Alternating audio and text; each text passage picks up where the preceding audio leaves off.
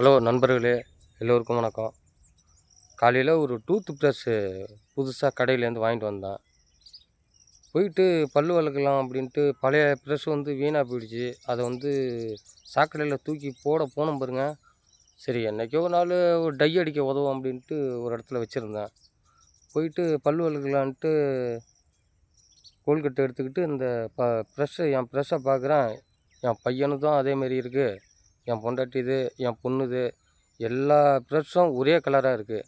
திக்கு முக்காடிட்டேன். எதுடா நம்ம ப்ரஷ்ஷு என்னான்னு ஒன்றுமே தெரியலையே அப்படின்னு பார்த்தேன். புதுசாக இருந்தால் கூட என் பையனும் 2 நாளுக்கு முன்னாடி தான் வாங்கியிருக்கான். என் பொண்ணும் 2 நாளுக்கு முன்னாடி. ஏன்னா எங்கள் மேரேஜ் இப்போ நடந்துச்சுல்ல, எங்கள் தம்பி பொண்ணுக்கு மேரேஜ். அதனால் எல்லாமே ஒரே கலரில் வாங்கி வந்திருக்காங்க. எனக்கு தெரியல.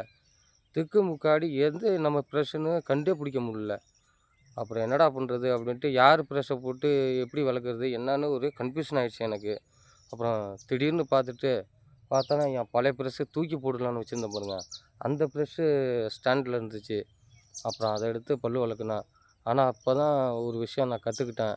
என்னைக்கா இருந்தாலும் அந்த பழசை வந்து நம்ம தூக்கி போடணும்னு நினைக்கிறோமே தவிர, ஒரு ஓரமாக ஒரு நாளைக்கு ஒதுக்கி வச்சுருந்தா, என்றைக்கோ ஒரு நாள் அந்த பொருள் நம்மளுக்கு உபயோகப்படுதுங்கிறத இன்றைக்கி இந்த ப்ரஷ் மூலிமா நான் தெரிஞ்சுக்கிட்டேன். ஸ்கிப் பண்ணாமல் பாருங்கள். இது உண்மையிலே இது ஆக்சுவலாக இது உண்மை. இதேமாரி உங்கள் வாழ்க்கையில் இந்தமாரி விஷயங்கள்லாம் நடந்திருக்கா? பழசுக்கு என்ன ஒரு மதிப்பு? புதுசுக்கு என்ன ஒரு மதிப்புங்கிறத வந்து எனக்கு கமெண்ட்ல பண்ணுங்க.